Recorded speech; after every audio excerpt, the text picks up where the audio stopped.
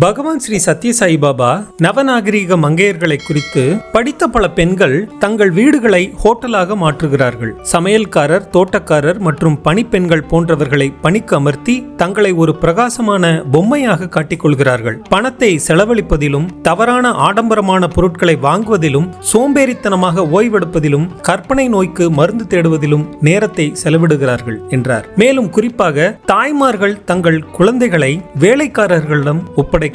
அது கூடாது. குழந்தைகளின் ஆரம்ப ஆண்டுகளில் தாய்தான் கவனித்துக் கொள்ள வேண்டும். குழந்தை வேலைக்காரர்களிடம் ஒப்படைக்கப்பட்டால் குழந்தைகள் தங்கள் பேச்சு மற்றும் வாழ்க்கைக்கான பழக்க வழக்கங்களை வேலைக்காரர்களிடமிருந்தே கற்றுக்கொள்வார்கள். இறுதியில் வளர்த்த பணிப்பெண் இறக்கும்போது அழுவார்களே ஒழிய தாய் இறக்கும்போது அல்ல. ஏனென்றால் குழந்தை தங்களை கவனித்துக் கொள்ளும் தாயை விட பணிப்பெண்ணைத்தான் அதிகமாக நேசிக்க தொடங்குகிறது. அது மட்டுமல்ல, தாயே வீட்டில் உணவை தயாரிக்க வேண்டும். ஏனென்றால் அன்புடன் தயாரிக்கப்பட்டு புன்னகையுடன் பரிமாறப்படும் உணவு வேறு எங்கிருந்தோ வாங்கப்பட்ட உணவை விட மிகவும் நன்மை பயப்பதாகவும் குழந்தையை பலப்படுத்துவதாகவும் அமைகிறது.